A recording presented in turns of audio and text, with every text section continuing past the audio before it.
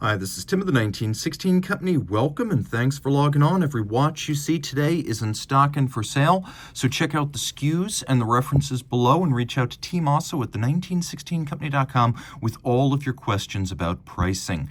Today we start off with a spectacular example of the Omega Speedmaster Professional Moonwatch from 2019. This was the launch platform for Calibre 324. It's the Speedmaster Moonwatch 321 Platinum. Speedmaster Professional, of course, it's the 42mm case. It's inspired by the early Speedmaster Professional model 105012 that flew to the moon. Well, that was technically a pre-moon. This is a moon watch, uses the same movement. Only Calibre 321 ever walked on the moon in an Omega Speedmaster. So we've got a 42mm case, but surprisingly, it's only about 47.5 lug-to-lug and surprisingly wearable in that regard with the ceramic tachymeter scale, sapphires on both sides. We've got a dial made of exquisite black onyx, and then the sub-registers are meteorite. We also have a combination of white gold hands indices and logo on this dial. You can see vintage Omega Speedmaster and Marquis. Taking a look, we have a few more vintage logos. You can find them around the watch. And then on the back, we've got Calibre 321. Lamagna 2310 based. 321, of course, brought back in 2019 for the Apollo 11 anniversary. It is the movement that walked on the moon. Ironically, only pre-moon watches with this column wheel caliber walked on the moon. 55-hour manual wind power reserve, overcoil hairspring, a real slow beat rate at 2.5 hertz. You can even see there's a little needle over the balance wheel. That's a hooking guard. It's something featured on a lot of traditional overcoil sports watches because it prevents the overcoil from getting hung up on the regulator that sits just above it. So very slow beat rate, 18,000 vibrations per hour, exemplary column wheel feel with a lateral clutch, and it is beautifully executed. I mean, if you look at the bevels on that chronograph bridge right there, I assume they're done by the same methodology used on the Blancpain 50 Fathoms in its 1315 movement, but it really does look artisanal. It's a great looking movement, and the movement, the watch, everything, cased up and assembled and regulated by a single watchmaker per watch at the Calibre 321 Atelier. The watch is massive in platinum. You really feel it. It's quite hefty. Hard to believe that a 42mm chronograph was available in the mid-1960s. It must have seemed huge at the time. It seems fairly large even today, but on my 16cm circumference wrist, it wears well. So this is the view from space, and then this is the Spaceview. This is an interesting and somewhat baffling watch if you're experiencing it for the first time. Let me fire it up. You're supposed to move it as though you're chopping wood to wind it, and Bulova and Accutron are both trademarks owned by Citizen Watch of Japan. But in 1960, Bulova, the American watch company, launched the Accutron tuning fork electronic watch created by Swiss engineer Max Hetzel. It was accurate to better than a second a day, and in order to explain the combination of mechanical drivetrain, tuning fork servo, and transistorized battery operation, Bulova created open dial variants that removed the dial so you could see the running gear. People offered to buy those display models. Americans are practical folks. Bulova created the Accutron Spaceview with the open dial to capitalize on that popularity. Today, they're still quite collectible. This is not a tuning fork watch, though. In spite of the presence of a tuning fork on the dial, the crown, and the case back, this one is the world's first electrostatic generator and electrostatic motor. It is a quartz watch and more accurate than the usual suspects. An average quartz watch is accurate to about 15 seconds a month. This is 5 seconds. And then we've got an electrostatic motor that drives the smoothly sweeping seconds hand. Below that, we have electrostatic generators. Typical alternators and generators operate by moving a coil of electrons through a magnetic field. This works more like rubbing your feet on the carpet and then shocking your sister. I did that a lot when I was a kid. It uses static electricity created by these little generators that frictionally rub a surface, remove electrons, transfer them to a capacitor, which then powers this static electricity direct current motor. A conventional quartz stepper motor powers the minute and the hour hands. If you leave it for 5 minutes, the seconds hand will stop. If you pick it up before 10 days lapses, the seconds hand will jump right back to its correct position. If you leave it for more than 10 days, it goes into a deep sleep mode in which it can subsist without bottoming out for 2 years. And then the watch has a bubble-like glass box sapphire. It's 43.5 millimeters in diameter. It's stainless steel, and it's 49.5 lug to lug. It's large, but I can wear it. I actually find it wears quite nicely. The lugs are short and stubby. The watch is comfortable. It's a lot of fun, and it's very neat to look at. The movement is made by Miyota. Of course, Bulova and Accutron, now separate brands owned by Citizen. Accutron and Bulova have been separated as brands. This Accutron movement is an NS030 made by Miyota. The watch was developed and is built and regulated in Japan. And the movement actually requires clean room conditions in order to assemble and to service. So when it goes in for service, it's got to go to their clean room facility specifically for these. Taking a quick look in the dark, you can see it is remarkably well loomed. You have that sapphire track at the edge of the dial for the individual indices. It's just really, really cool. No, it's not a tuning fork, but it might actually be something even cooler than that. So from Breguet, we have a lovely model known as the 7147, this one in white gold, with a Grand Faux enamel dial in white, a beautiful watch of 40 millimeters diameter, 6.6 millimeters thick, just over 47 millimeters lug to lug. The lugs are welded on. The case is cold rolled and hand finished. The dial on a disc of solid gold, fired over a dozen times and up to 20 times in 800 degrees centigrade. We have fired steel Breguet style hands and Breguet numerals. You can also see, well, you can imagine if you can't see, but there is a secret signature right there, equidistant between the cannon pinion and numeral 3.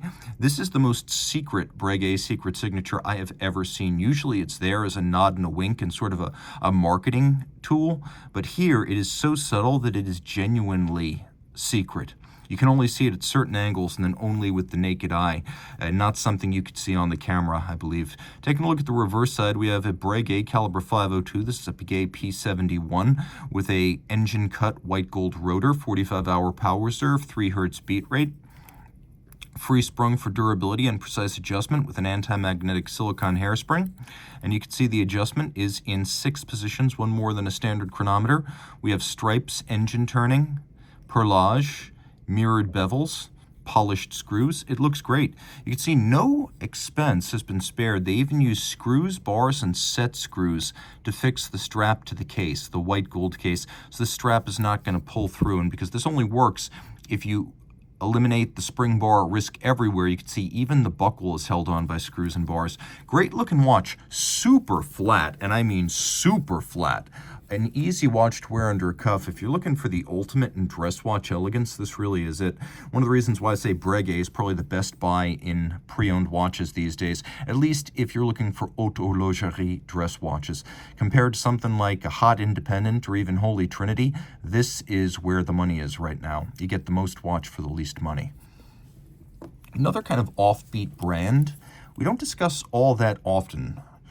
Arnold Son, not as well known as Breguet, but once upon a time the name John Arnold was regarded in the same esteem as Abraham Louis Breguet and his sons in turn. Arnold, of course, being English, the watch you see here made in La Chaux-de-Fonds, Switzerland, by a company owned by the manufacturer La Joux-Perret, which in turn is owned by Citizen of Japan, that name again. So you get 1,000 watches a year out of Arnold Son, but it's backed by major corporation money, so there's always resources for product development and then parts and service until the end of time for those neat watches. So it's kind of like an independent, but it's got big brand money behind it for security. Now you might wonder, what am I looking at here? You're looking at 2 coaxial hands. One is a chronograph seconds hand that sweeps. The other is a running deadbeat seconds hand. This is the CTB chronograph in steel, 44 millimeters, though only 48.8 lug to lug. It launched in 2014, and so it features these 2 coaxial hands. If I stop the chronograph, you can see a little bit more easily how the deadbeat seconds hand operates on the same axis. We've got a wonderful double 30, 60-minute chronograph register. I always love 60-minute chronographs. 3 different finishes on this dial. Gorgeous welded lug case construction in steel. And you can see this is anything but a conventional welded lug. The facets are complex. Filing this down to create a sharp break between the 2 surfaces could not have been easy. And then on the back, we have a manufactured caliber 7103 column wheel with an oscillating pinion clutch, high horology finish, 4 Hertz beat rate, deadbeat second, and stop seconds if you wish. It also has a 50-hour power reserve. The bevels are broad and, as you can see, dramatically mirrored. We have this unique and attractive nickel anthracite coating on bridges and plates, plus Côte de Soleil across the bridges with 5-position adjustment, column wheel operation. La Joux, the company behind Arnold Son, once upon a time was known as an elite manufacturer of Valjoux-based movements, and they still do use a lot of Valjoux architecture. If you look very closely here, you can see the eccentric adjusting screw, the wire spring, and the clutch for the oscillating pinion. And that little eccentric screw is used to tune the meshing of the oscillating pinion with the chronograph center wheel. So that's what's going on there. Oscillating pinion, an interesting type of lateral clutch in that it has very little play inherent in it. So when you start up an oscillating pinion, there's almost no jump. Just watch the seconds hand as I start it. Totally smooth. Now, every 7750 has that, and because Arnold & Son used to be a specialist in making 7750 variants, that system is used here, albeit with an upgrade in the form of a column wheel, which, by the way, feels spectacular. These retailed for around $30,000 when new, closer to a third of that when pre-owned. A really great value in high horology. You saw the decoration, the unconventional watchmaking, the attractive double seconds hands, one chasing the other, and it's thinner than you'd think at under 16 millimeters thick. It's a great looking watch because of the short stubby lugs. I'm pulling the strap fairly tight, but it wears very nicely even on a medium-sized wrist like mine. Okay.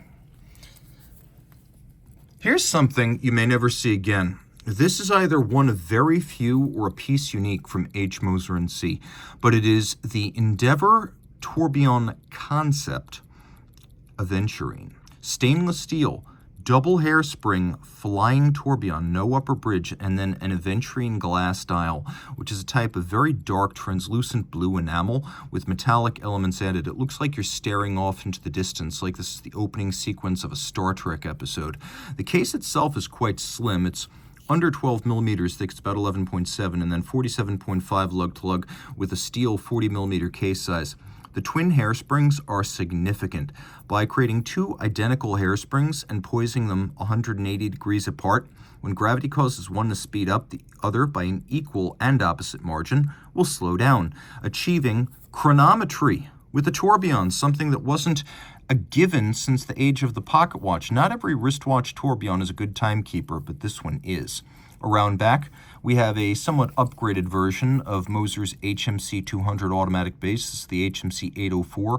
Bidirectional magic lever style pawl winding. We've got ceramic bearings for both the rotor and the underside of the tourbillon. A 3-day power reserve. You can see double crested Côte de Genève, handsome bevels, albeit machined, but neat, clean, and attractive. And then we have a little golden chaton cup fixed by screws holding the barrel arbor. A great looking watch, and you can see rather than Moser's standard kudu leather, they've used a large rectangular scale alligator, and it's a very large and symmetrical scale, a good looking and expensive cut of the beast.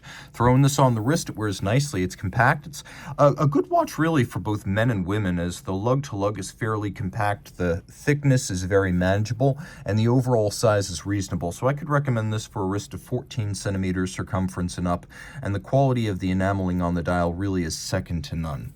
And it is enameling. I know a lot of people say aventurine is a stone, but what you see on watches is generally what's known as aventurine glass.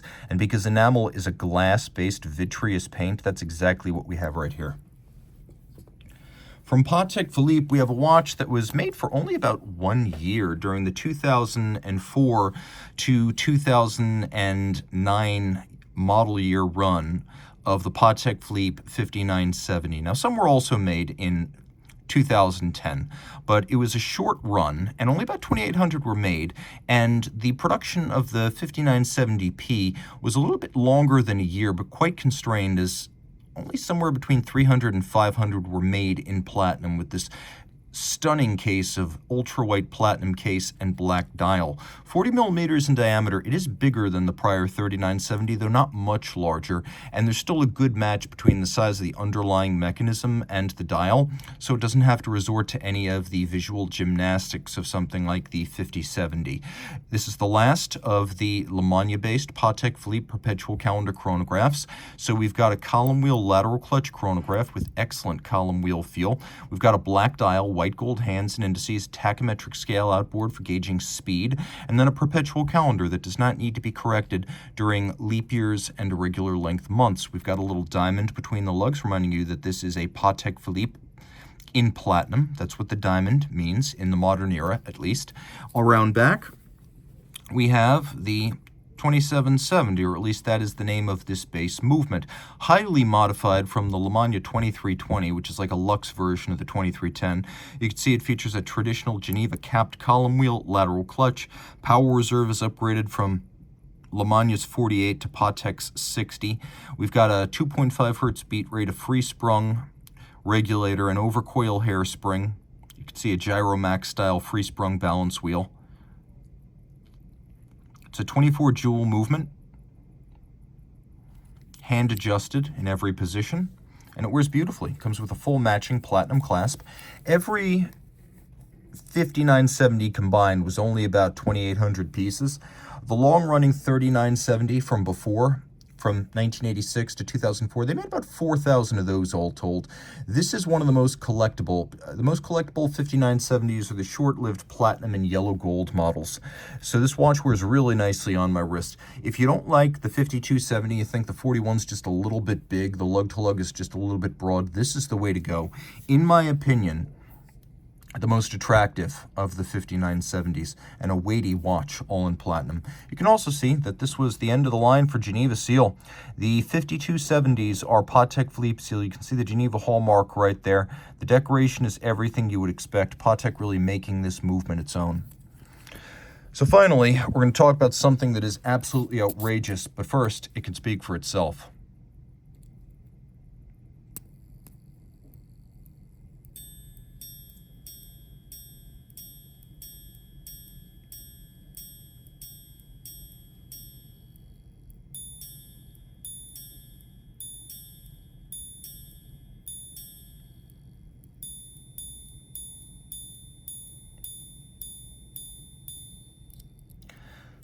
Two things to note here. This is a model launched in 2015, the Lange und Söhne Zeitwerk minute repeater. You may have realized that it didn't chime quarters. It chimed tens of minutes after the hour, and that this is thus a decimal repeater. So it's a minute repeater in the sense that it repeats the hours and the minutes, but what it does is chimes the hours, the tens of minutes after the hour, and then the number of minutes after the last tens, which is why the final strike was 9 minutes rather than 14. It was 12:59. The other thing you noticed is that the jump of the time didn't occur until the strike was finished. So the seconds hand passed the index at 60, but the jump did not occur until the repeater had come to a halt. That's a safeguard that's engineered into the watch to prevent damage. It will not jump until the strike is finished. Another thing you may have noticed is that the power reserve indicator declined while the repeater was running. In order to protect the mechanism and avoid a partial pull, what they've done is they've used a trigger to drive the repeater off the mainspring barrel like a grande sonnerie. Those systems are driven off the power reserve of the watch rather than being energized when you pull a slide to wind a strike barrel. So by pressing this button, it's an all-or-nothing system like a grande sonnerie. It's designed to avoid user error, and boy is this thing fail-safe. So the watch is really cool. Obviously, a jumping time display with a remontoir constant force device, a platinum case, and a minute repeater that is a decimal repeater, and there are very few decimal repeaters out there. So taking a quick look at what underpins this watch, it's bigger than a standard Zeitwerk. It's 44.2 millimeters, but realistically, I'm not sure the movement could have been any smaller. It has 771 pieces. It's equipped with an overcoil hairspring, which is not universal on Lange watches. It beats away at 2.5 hertz. You can see here we have the remontoire bridge for the constant force device that tops up the energy to the balance every minute. The barrel never directly drives the balance. The barrel is too powerful. It's massively torquey because of the energy necessary to drive the jump. So the power of the barrel and the force of the barrel is separated from the energy driving the escapement. You can see right there are two superimposed third wheels and a little blued hairspring between them. The remontoire shifts energy into the hairspring, and then the accumulated energy in the hairspring drives the balance, being topped off each minute. So again, the barrel never directly drives the balance. So despite the surge, the ebb and the flow of the jumping system, as well as the application of occasional repeater strikes, this will always have constant amplitude, and it's very consistent. You can see the strike governor on the back, spectacular solarization on the barrel cover, German silver bridges and plates, mirrored anglage on both steel and German silver parts, engine turning on the base plate, Streifen, we have polished and blued screws, we have golden chaton fixing pivot jewels, we've got at least a few of those, and then we've got freehand engraved structures. These cocks for the escape wheel and the balance engraved by hand and eye. You can see our strike governors back here, and the remontoire, the barrel, the winding train, the escapement, and the balance. There's a lot going on, but like I said, this watch probably could not have been any smaller than it is. The dial is mostly made of sterling silver with the exception of this time bridge at center, which was inspired by the 5-minute clock at the Dresden Opera, the Semperoper. So this is actually part of the movement, and so it looks more harmonious with the silver dial. It's been coated in either a ruthenium or a dark rhodium, so it doesn't look like German silver, but this is actually part of the movement right here, and that's a pivot jewel for the 2 discs that display the minutes. An awesome watch, but one that requires a little bit of a wrist. I would say that my wrist is 16 centimeters circumference. I'll let you decide whether or not this looks like it fits. But what I will say is if your wrist is 17 centimeters circumference or larger, you're going to find this wears really well. This watch and all the watches in today's show are in stock and available for sale, so reach out to me. Let's start a conversation, even if you just want to ask a question. Team Mosso at the 1916company.com.